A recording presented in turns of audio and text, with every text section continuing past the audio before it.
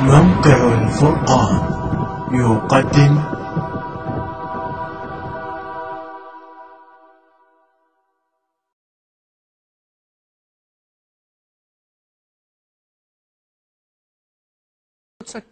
قلت لنا أسامي كتيرة من علماء الشيعة، فأعتقد إن احنا عايزين نركز على واحد منهم. يعني مثلا الإمام النوري الطبرسي، تقدر قدسك تقول لنا إيه عنه وقال إيه هو؟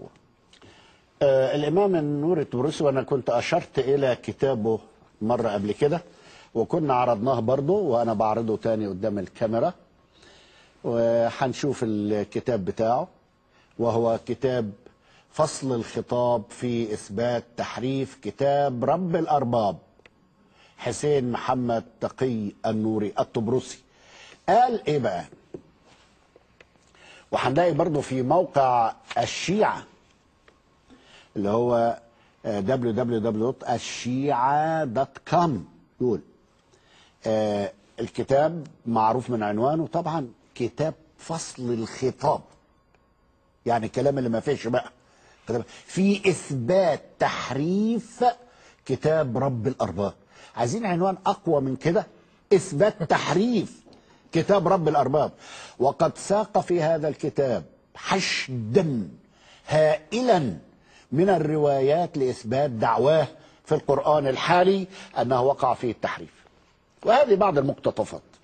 واحد بيقول إيه؟ الأخبار التي وردت في جمع القرآن وسبب جمعه وكونه معرض للنقص بالنظر إلى كيفية الجمع، وأن تأليفه يخالف تأليف المؤمنين، وأيضا أنه كان لأمير المؤمنين علي ابن أبي طالب قرآنا مخصوصا يخالف الموجود في الترتيب وفيه زيادة.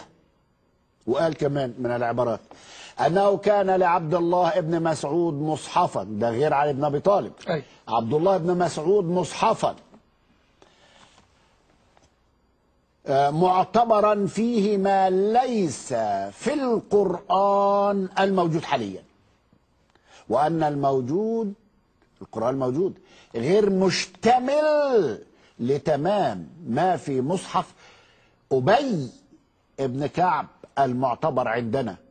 يبقى لا فيه ما هو موجود في مصحف علي، ولا ما هو موجود في مصحف عبد الله بن مسعود، ولا ما هو موجود في مصحف أبي بن كعب.